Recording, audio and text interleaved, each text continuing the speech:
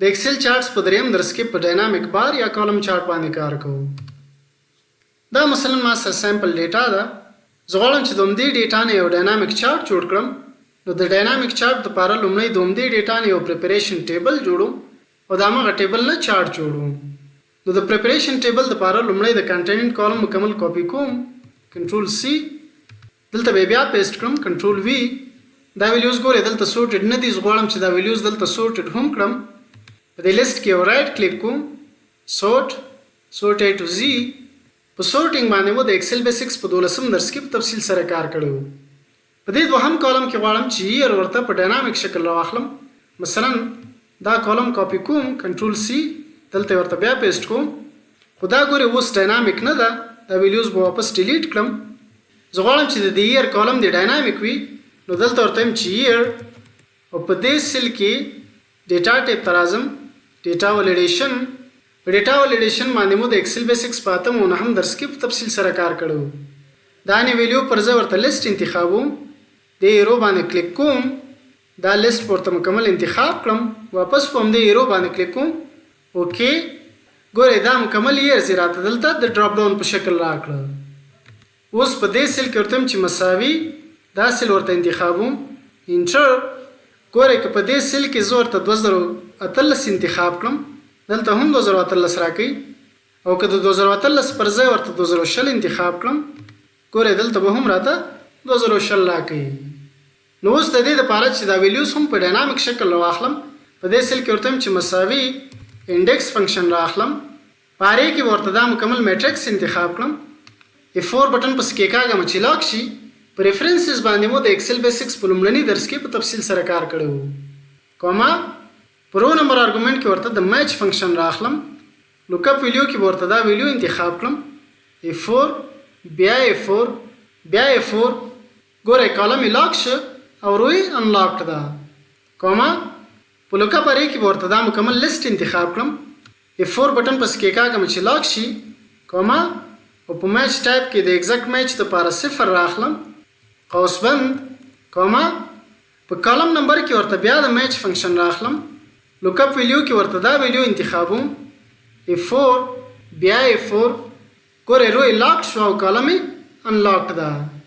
کوما په لوکاپ ارې کې ورته دا مکمل لیست انتخابوم، F4 بټن پسې کېکاږم چې لاک شي. کوما او په میچ ټایپ کې د ایگزیکټ میچ لپاره 0 راخلم، قوس بند بیا قوس بند، انټر. ګورئ د 2020 افریقا دپاره راته 93 راکړه. دلته که وګورو 2020 افریقا 93 کېږي. دا سیل به انتخاب کړم، تر اخره یې ډریګ کوم. یوروپ که وګورو 2020 کې 40 اتیا دي. دلته ګورئ یوروپ 40 او اتیا کېږي. اوس که د 2020 پر ځای زه ورته 2014 انتخاب کړم، ګورئ دا ویلیوز ورسره مکمل تغییر کوي.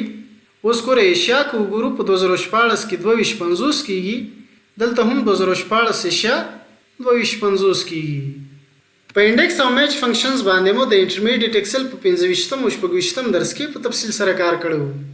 که د انډیکس او میچ فنکشن سره څه مشکل لرئ هغه درسونه خامخا وګورئ. اوس ورته دا پریپریشن ټیبل انتخاب کړم، انسرټ ټیب باندې کلیک کوم، مثلا کالم چارټ ورته انتخابوم. ګورئ چارټ یې راته راوړ. دا چارټ به یو څه ریسایز کړم. لکه د ایکسل چارټس په لومړني درس کې مو چې ویلو چې چارټ باید سمپل، کلیر او کنسسټنټ وي. نو د کلیر چارټ لپاره دا اکسس ډیلیټوم، ډیلیټ. ګریډ لاینز به هم ډیلیټ کړم، ډیلیټ. په ټایټل کې ګورئ 2014 راخیستې دي، خو که د دې 2014 پر ځای زه ورته 2019 انتخاب کړم، ګورئ دلته به هم راته 2019 راکوي. خو که غواړئ چې د دې چارټ ټایټل سره یو څه اضافي لیکل هم وکړئ، مثلا په دې سیل کې ورته چې مساوي ډبل کوټیشنز سیلز کمپیریزن فار کالن سپیس بیا ډبل کوټیشنز امپرسنټ ورکوم او همدغه سیل به ورته انتخاب کړم، انټر. ګورئ سیلز کمپیریزن 2019 یې راته راکړه. اوس ورته دا چارټ ټایټل انتخاب کړم. په فارمولا بار کې ورته چې مساوي همدغه سیل به ورته انتخاب کړم، انټر. ګورئ په چارټ ټایټل کې راته همدغه شی راکړه. د دې چارټ ټایټل اندازه به ورته یو څه کمه کړم، مثلا 12 او یو څه به پورته هم یوسم. اوس ګورئ که د 2019 پر ځای زه ورته 2019 انتخاب کړم، ګورئ مکمل چارټ هم ورسره تغییر کوي او د چارټ ټایټل هم ورسره تغییر کوي. د چارټ ریډیبلیټي دپاره په دې سیریز باندې یو ډبل کلیک کوم. دا اندازه به ورته یو څه کمه کړم، مثلا 10 انټر، او دا -20 به ورته په 0 باندې تبدیل کړم، انټر کلوز. د فیل کلر دپاره په فارمیټ باندې کلیک کوم، دې ځای نه مثلا دا کلر ورته انتخابوم او په دې سیریز باندې بیا یو رایټ کلیک کوم، ایډ ډیټا لیبلز. زه غواړم چې ډیټا لیبلز دې هم راته وښیي. اوس ګورئ که د 2019 پر ځای زه ورته 2014 انتخاب کړم، ګورئ مکمل چارټ ورسره تغییر کوي. یا د 2014 پر ځای زه ورته 2020 انتخاب کړم، ګورئ مکمل چارټ په ډاینامیک شکل تغییر کوي. د ایوریج لاین دپاره مثلا دا کالم کاپی کوم، کنټرول سی، دلته ورته بیا پیسټ کوم، کنټرول وی، دې ته نوم ورکوم چې مثلا ایوریج لاین، انټر. دا ویلیوز به مکمل ډیلیټ کړم. په دې لومړني سیل کې ورته چې مساوي ایوریج فنکشن راخلم. په ایوریج فنکشن باندې مو د انټرمیډیټ ایکسل په دوهم درس کې په تفصیل سره کار کړو. په نمبر 1 کې ورته همدا مکمل اری انتخاب کړم، F4 بټن پس کې کاږم چې لاک شي، قوس بند، انټر. دا سیل به انتخاب کړم او تر اخره ډریګ کوم. ګورئ په دې مکمل سیلز کې راته د همدې نمبرو ایوریج راکړه. اوس غواړم چې دا سیریز هم دې چارټ ته ایډ کړم، نو دا مې درته په تیر درس کې ښودلی و. دا چارټ به انتخاب کړم او دا ریفرنس ورسره دې خواته ډریګ کړم. خو دلته ګورئ همدا سیریز هم راته د کالم په شکل راواخیسته. زه غواړم چې دا سیریز یې راته د لاین په شکل کې وښیي. نو په دې سیریز باندې یو رایټ کلیک کوم، چینج سیریز چارټ ټایپ باندې کلیک کوم. د کال دپاره د همدا کلسټر کالم انتخاب وي او د ایوریج لاین دپاره د دې ځینه ساده لاین انتخابوم. اوکې، په دې لاین باندې یو ډبل کلیک کوم، فل باندې کلیک کوم، د دې اندازه به ورته یو څه کمه کړم او په آوټلاین کلر کې مثلا دا کلر ورته انتخابوم.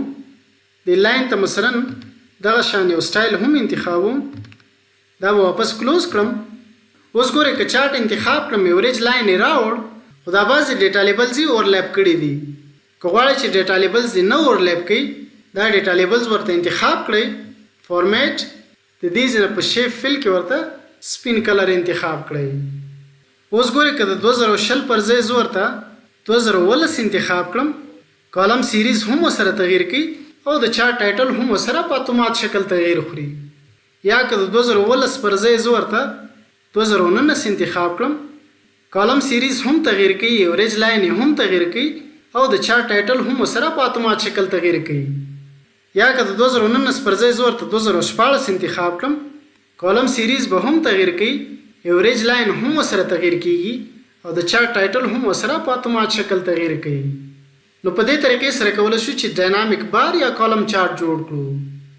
دا درس تر همدې ځای و. که ویډیو مو خوښه شوې ویډیو درسره لایک کړئ، ملګرو سره یې شریک کړئ او د آینده درسونو لپاره چینل سبسکرایب کړئ. ډېره زیاته مننه.